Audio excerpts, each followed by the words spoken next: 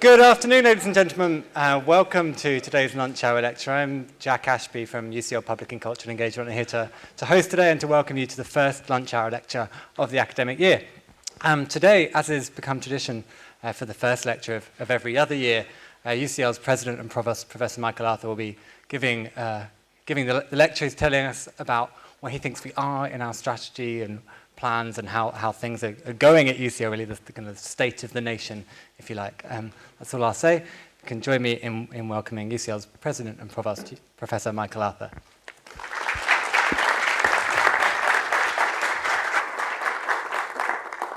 Good morning, ladies and gentlemen. Can you hear me okay? I'm not sure this mic is working. It's all right, is it? Good, thank you. So it's my great pleasure to open this lunchtime lecture series. It is the beginning of my third year as President and Provost of UCL. And the first thing I want to say is I've had two hugely enjoyable years. This place can throw up its challenges, and that is always going to be the case. But I very much enjoyed trying to guide the organisation forward to a very successful future. I have, of course, known for many years about Bentham and the nature of this institution and its values. I just want to read you the values again, just to remind you, because I regard them as the bedrock of everything that we do. So, a commitment to excellence and advancement on merit, fairness and equality, diversity, collegiality and community building, inclusiveness, openness, ethically acceptable standards of conduct, fostering innovation and creativity, developing leadership, and environmental sustainability. One or two points to note in reading that list. I didn't read academic freedom anywhere.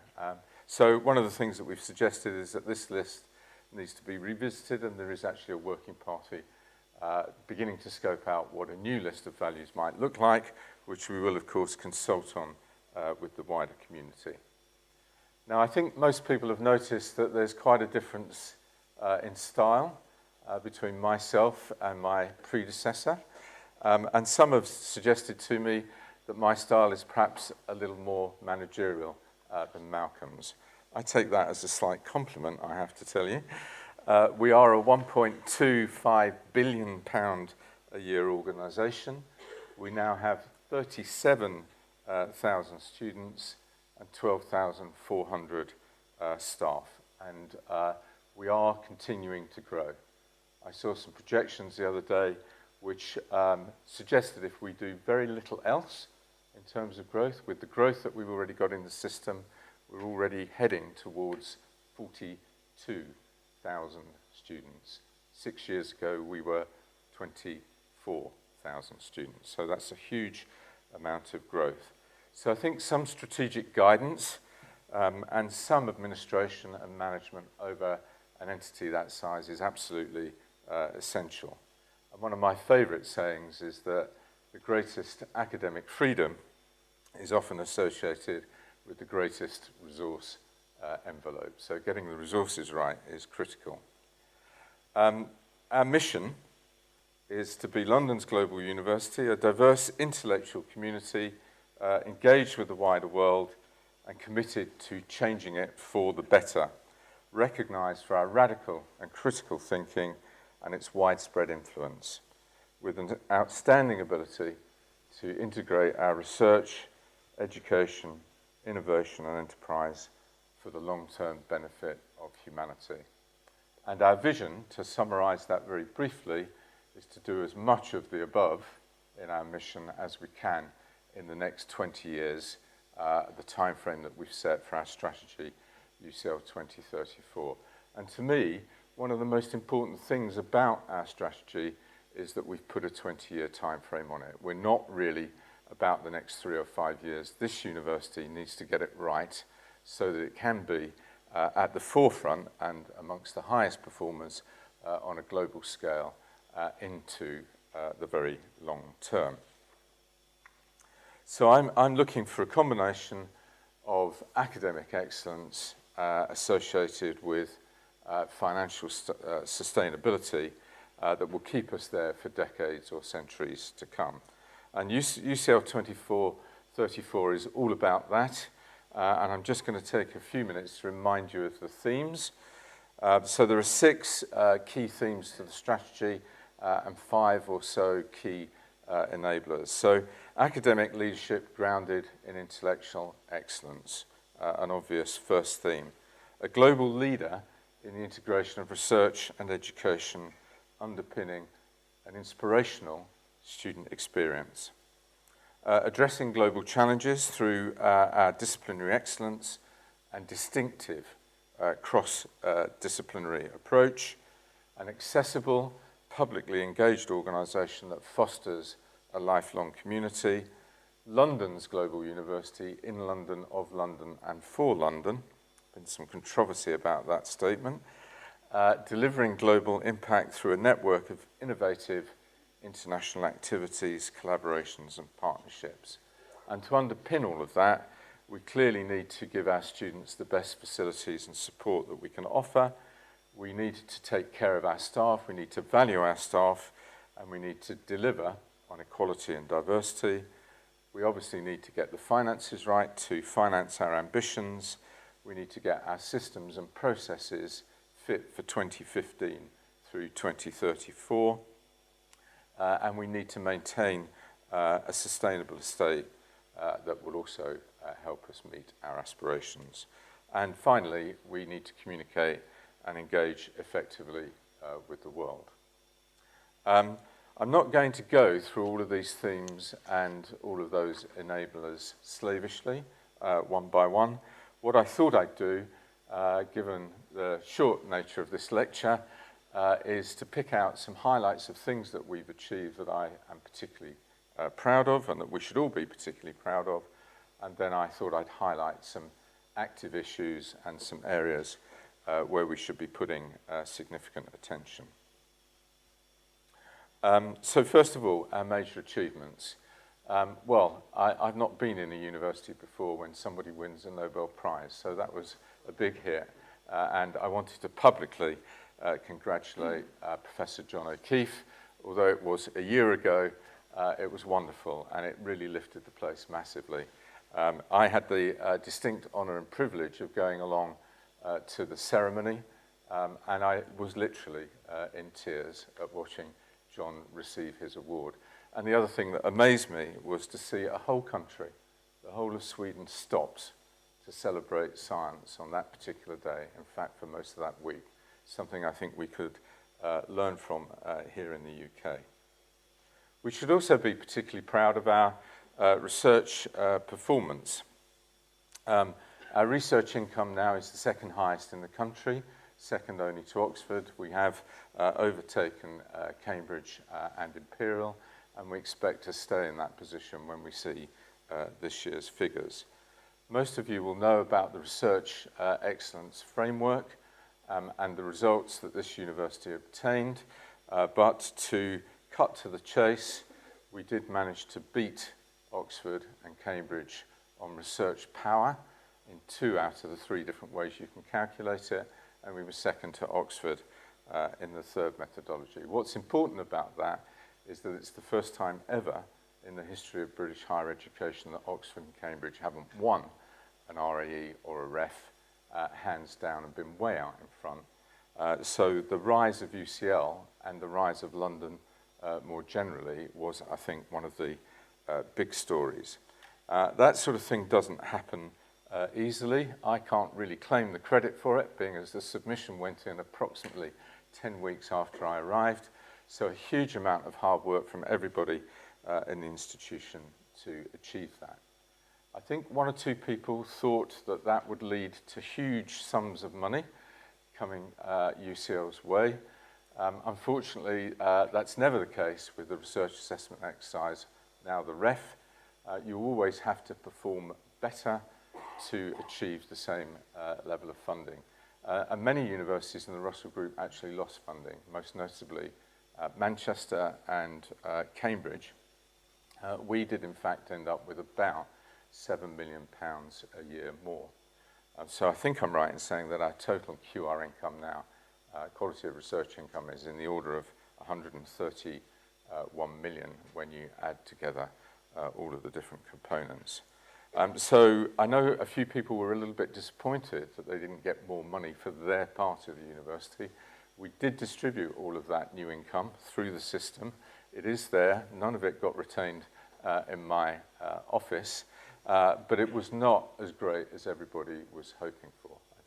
I think people were hoping for more like 20 to even 30 million, and unfortunately that was never going to be the case. What happened nationally is the total number of 4-star papers, or papers judged to be 4-star, went up massively. So the value of each individual one, inevitably, in a fixed, closed-loop financial system, went down. So you had to outperform all of your competitors in every subject in order to end up with more cash. And ultimately, we did do that, and we should be proud of it. The other thing I'm proud of is that we are, for the first time, in a position of having a defined capital programme for the next 10 years. This is a £1.25 billion plan, with most of that money being spent here in Bloomsbury. Arthur is not building himself a palace at the Queen Elizabeth Olympic Park. We are desperate for space. We absolutely have to take every opportunity. And if anyone else in this room can find an opportunity that brings with it £100 million of government funding, I'll accept it, because that's what's happened at the Queen Elizabeth Olympic Park.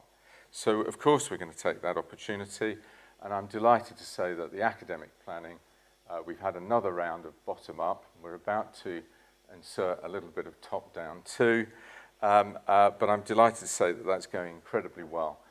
And I think the team that were looking after this was sifting something like 70 new ideas that emerged from the academic community now that they know that this is definitely going to happen. And the other thing we should be very proud of is that we are going to go ahead with a new student centre that will go onto the site, affectionately known as the beach site. I've never understood how it got that name. It's where all the porter cabins are at the moment between the Bloomsbury Theatre and the terraced houses.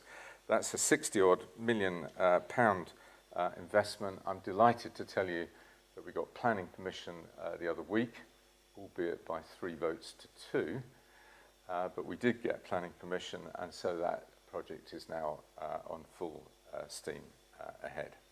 And that will obviously be great for our students. And the other thing I wanted to mention was the merger that we've had, or the mergers that we've had. As I arrived, of course, the School of Pharmacy had already merged. The MRC units, 3 of them were merging in, literally on the day that I arrived. And subsequently, we have effected a merger with the Institute of Education. Now, all mergers are difficult, and there are always teething problems. I think it would be fair to say that, particularly on the administrative side and the systems and processes and blending those together, there are still some active issues, but we're alert to them, we're sensitive to the impact of them, and we are busy trying to sort them out. Academically, it's been a huge success with new programs and a development of undergraduate activity for the IOE well underway, particularly in and around psychology, and doing that jointly, of course, with psychology from UCL, but also a huge amount of activity as it relates to research. Now, the partnership had been running for a number of years, so it's no surprise that the research was given a little bit of a boost. But there are several examples, and I'll give you perhaps just 1 or 2 to give you a feel for this, of things that have happened as a direct consequence of the merger. So one of them is Professor Judith Stevenson from the Institute of Women's Health, and that's the Faculty of Population Health Sciences. And from the IOE, colleagues Chris Bonnell and Sandy Oliver from the Department of Social Science. They've just submitted a very successful multidisciplinary large bid to the National Institute of Health Research, and that is looking at a project for improving the acceptability and uptake of long-acting reversible contraceptive methods to young women. Now, that is an example of a project that I think wouldn't have happened without the merger, taking place that's given the IOE access to NIHR funding, which they wouldn't ordinarily have had access to on their own.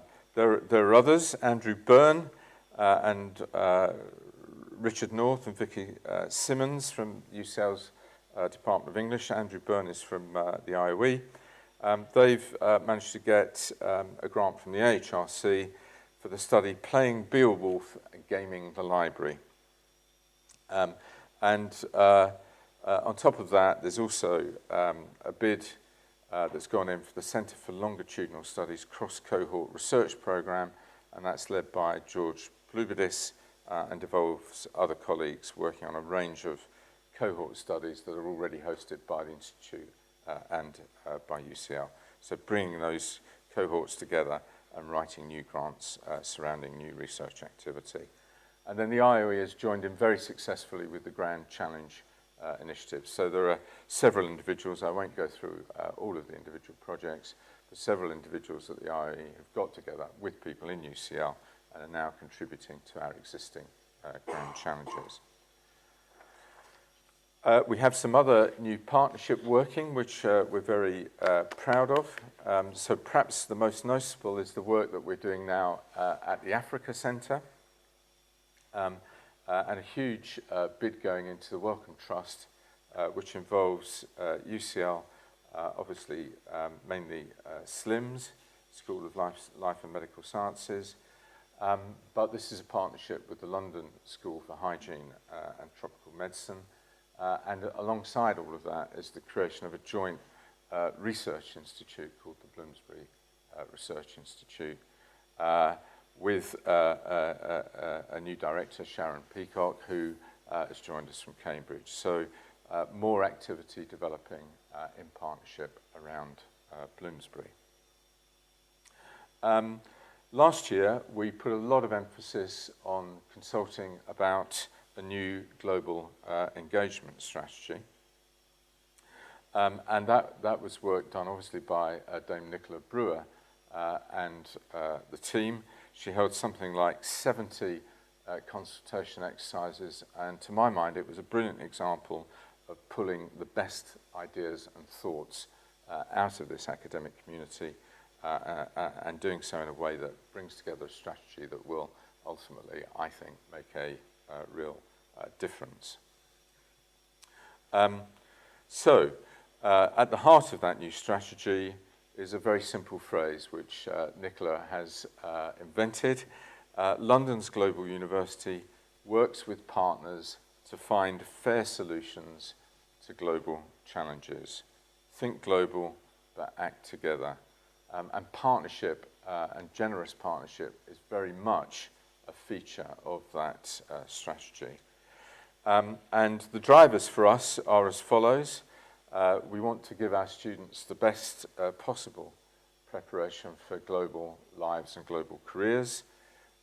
We want to be involved in co-creating with our partners wise solutions to global challenges and problems. We want to increase on a global scale independent research capability around the world. The need for this was brought home to me recently. I've recently been to Ecuador to have a look at their higher education system. The whole of Ecuador has only 380 PhDs in the country, 190 of them at the university that I was visiting, University of San Francisco de Quito. So the need to increase independent research capability around the world is very, very evident when you travel. Other features of this, marshalling our expertise in enterprise innovation and translational research to deliver long-term solutions on a global scale. And of course, we need to grow our profile internationally as an organisation and reflect better our achievements. Of course, the Provost can't stand up without mentioning World League Table positions. Sadly, we went down from 5th to 7th in the QS World League Table. That's because they decided to downscore biomedicine. We are, of course, huge in biomedicine, so we went down. Why did they do that? So that they could write the story about LSE rising 37 places, because that's what sells newspapers. You can sense my cynicism about these league tables, I'm sure. However, we did go up 2 in the Shanghai Jiaotong. That was largely courtesy of Professor John O'Keefe's Nobel Prize. And in the Times Higher, we shot up by 8 places to 14th from 22nd. I'm not quite sure why that happened, but I think that the merger with the IOE will have been a big part of that, because they are ranked first in the world, or at least they were ranked first in the world as an independent institution last year. So that's enough of me being proud. What about the future? And what do I think we need to put emphasis on? So I am going to highlight a few things until I run out of time. So I'll try and pick the most important first. The size and shape of the organisation, as I hinted earlier, is of course a big issue. And we have grown to that size, I think, pretty much by default. We have not really had a plan that said we must get to 42,000 students, and that is slightly worrying. So what we have done is put together a group that is going to look at this, or is already looking at it, I should say. It largely involves the new planning team, members of the senior management team, and it's going to be co-chaired by Anthony Smith and David Price, or is being co-chaired, I should say. And what we're going to try and do is to develop a shared view of the size and shape of UCL as we think about the next 20 years. And of course, we will need to be making decisions fairly soon, because it's going to influence what happens over that time frame. The next thing I want to highlight is the student experience. Now, let me be careful here. The best parts of UCL do an extraordinarily good job for their students. If you asked me to characterize what's different about the best parts of UCL and the way they perform, it's that they put the students right at the center of the thinking of the entire department, and they put a huge emphasis on the student experience and student education. Unfortunately, UCL is patchy in that regard, and we are also, over time, a little bit inconsistent. So what we're trying to do is to analyze and deal with that patchiness, and also sort out the inconsistency. But we can't escape the fact that when students report on their experience here in the National Student Survey or in the International Student Barometer, we do not do as well as we need to do for the sort of future that I have in mind for this institution. So just to give you a few figures without going into lots of detail, looking at the National Student Survey, we were 22nd out of 24 members of the Russell Group. Absolutely not good enough. The only good news is that below us were King's and the LSE.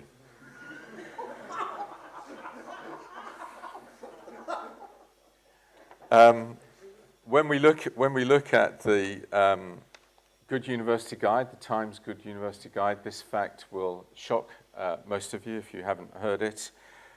We were 124th out of 127 institutions in that league table for the National Student Survey elements of the student experience, the teaching elements. That's questions 1 to 12, if you know the National Student Survey intimately. We were 101st for student experience overall, and we were in the top 10 for every other measure. So a real imbalance between our performance and everything else and what our students are reporting about their experience. The most important question to me, if we're trying to join together research and education and make it inspirational, then what we should do is score incredibly well on the single question in the National Student Survey: is your course intellectually stimulating?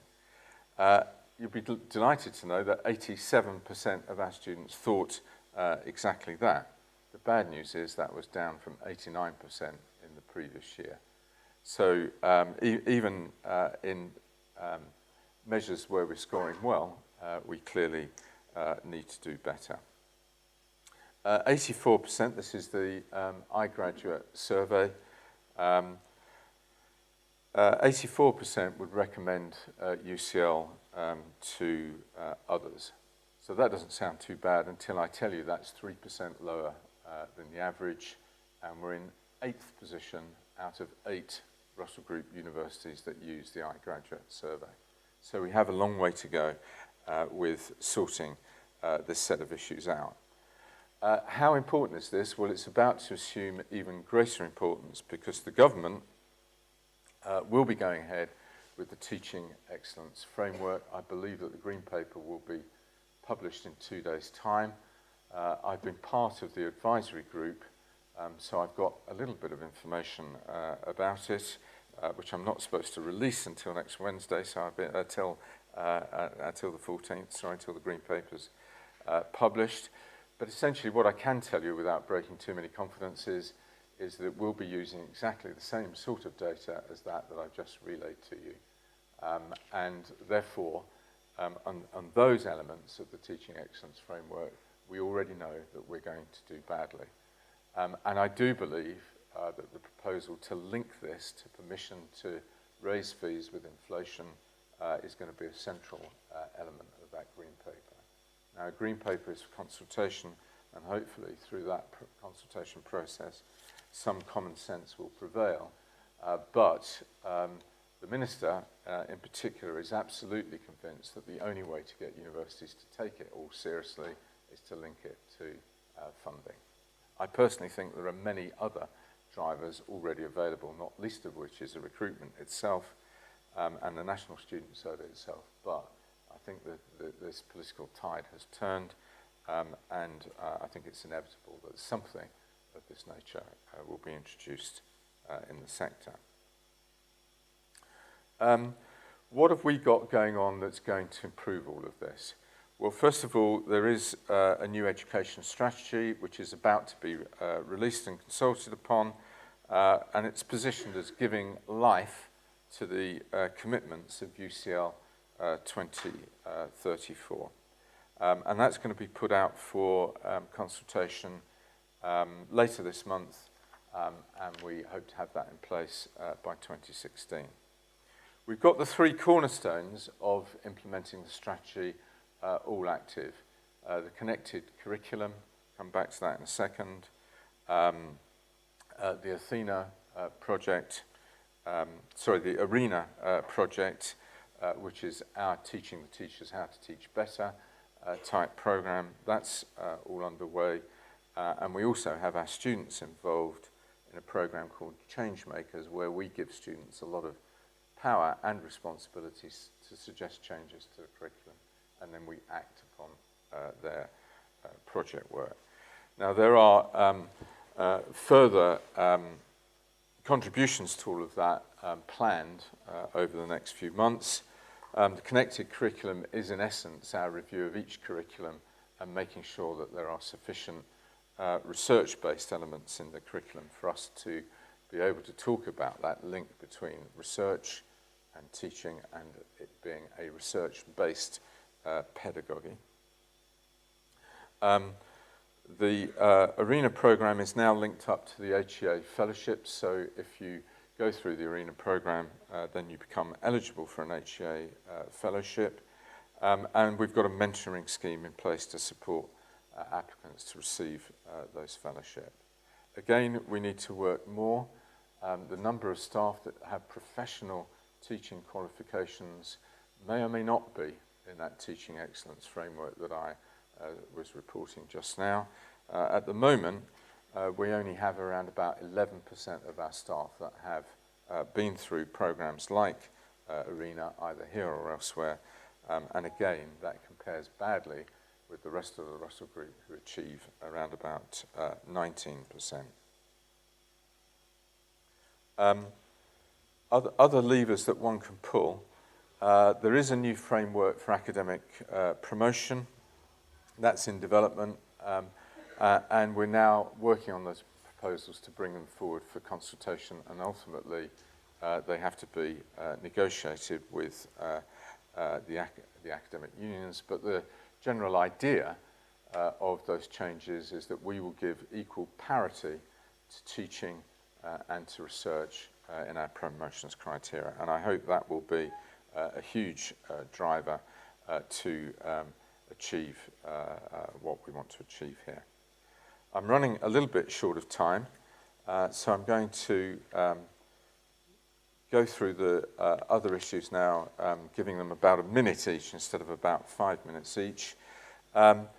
Enhancing our 4-star performance. We've just seen the REF, and we've just seen the impact of an expansion of the number of staff and an expansion of 4-star grading. We can't keep on expanding forever. We've got to focus largely on the quality of what we're going to do.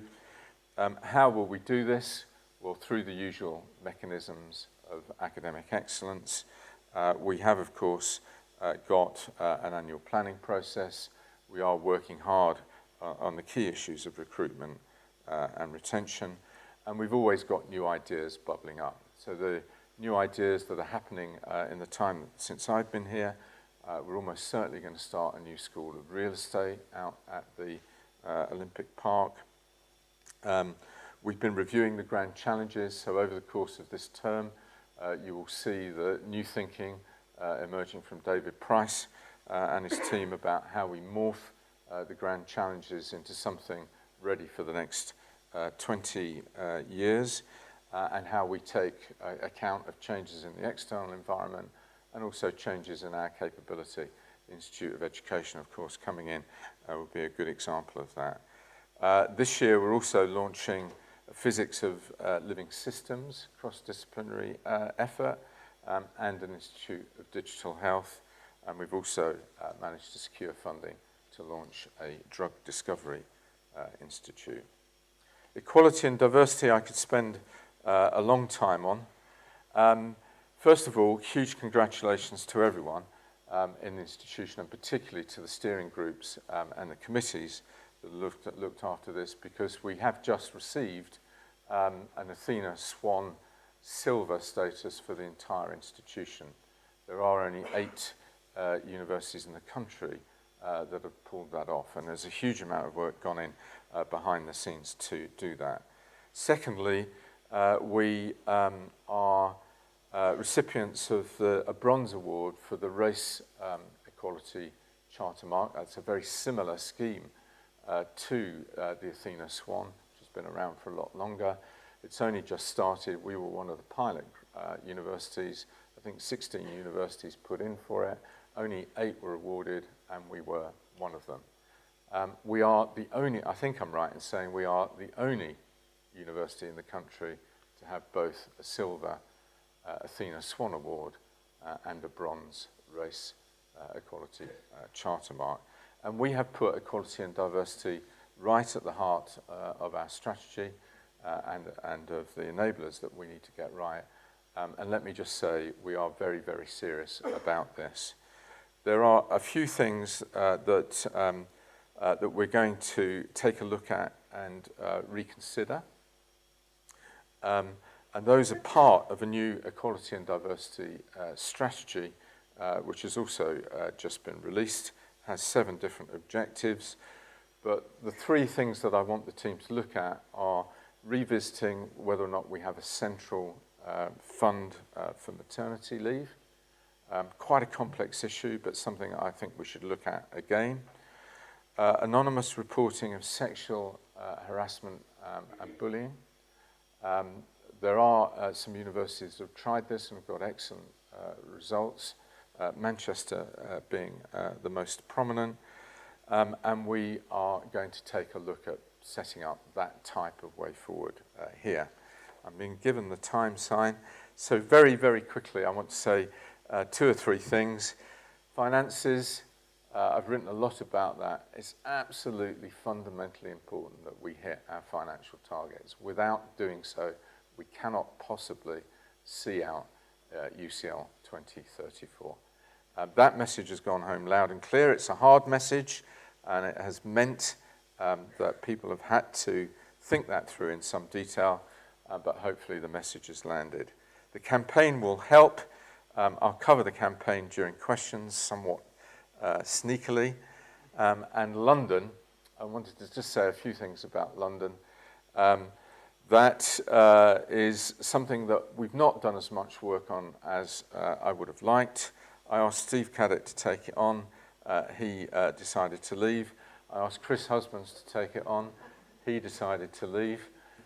So I thought I'd better be clever about this. So I've asked our new Vice Provost Enterprise, Celia Coolcott, who's sat in the second row here, to take this on, working on the principle that she's only just got here, so she's unlikely to leave. So another huge effort at that. And I think working in partnership, and in particular partnership in health with UCL partners, but also working in partnership over secondary education, arts and culture, and also this notion that we could be a think tank for London and an advisor about the future of the city is, I think, important. Let me close. It's been a pleasure to give the opening lunchtime lecture of this series, and I'm going to finish where we started. We are one of the world's leading universities with a great tradition, and we're already making a huge difference to global society through the quality of our graduates and our research and the impact of both. But we cannot and must never rest on our laurels. There is much to do that will improve this university yet further and lead ultimately to the long-term sustainable impact that we're looking for on a global scale. That has to be our ambition. It's stated very clearly in UCL 2034, and it guides our daily activities. I think I would be the first to confess that we have more to sort out internally than I had ever imagined before coming here, some of which I've covered today. But whatever we do, we mustn't let that internal stuff distract us from our longer-term external aim to contribute to academic process that is of benefit to humanity. Thank you for your attention.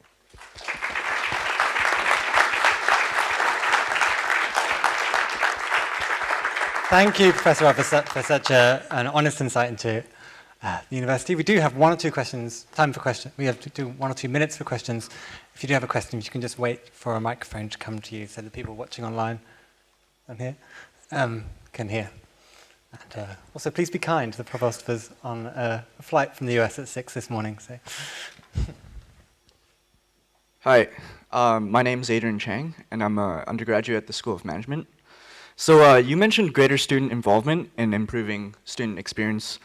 Do you think the student body could play a bigger role in implementing change rather than merely suggesting change? And how can UCL further empower students to implement change at UCL?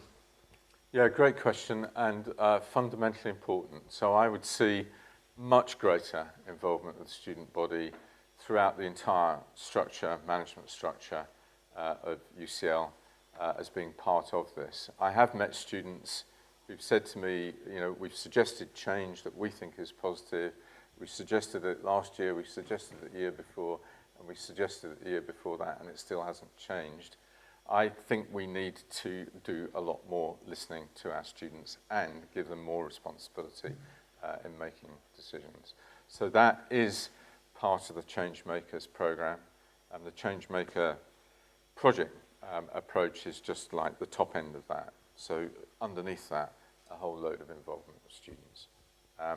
And I think I would like to suggest that relationships between myself, the senior team, and the students, I think have just gradually been improving over the 2 years that I've been here.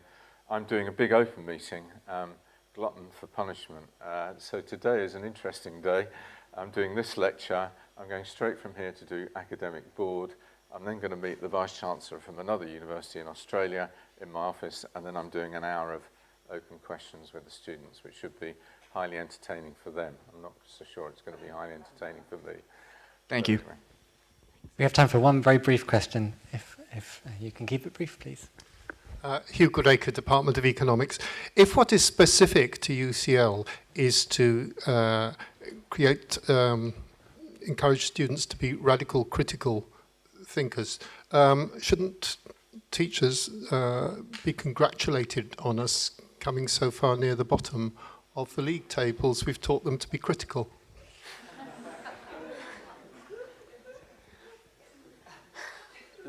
Hugh, I used to chair the National Student Survey, right? Whether we like it or not, it's here to stay. I think just on the basis of pure pride, we should not be happy with where we are, irrespective of what we think of the methodology. And I can critique it as much as the rest. It's a huge sample. You know, hundreds of thousands of students complete this survey because they all want to try and improve their universities. So what I always say to people is don't just look at the numbers, also go and read the redacted comments that the students give back. And there's a wealth of information in there about what we need to work on. So for pride alone, we should do a better job. And on that note, there is a lecture in here at 2 o'clock with our students, so we should allow them to get here on time. If you could join me in thanking Professor Michael Arthur.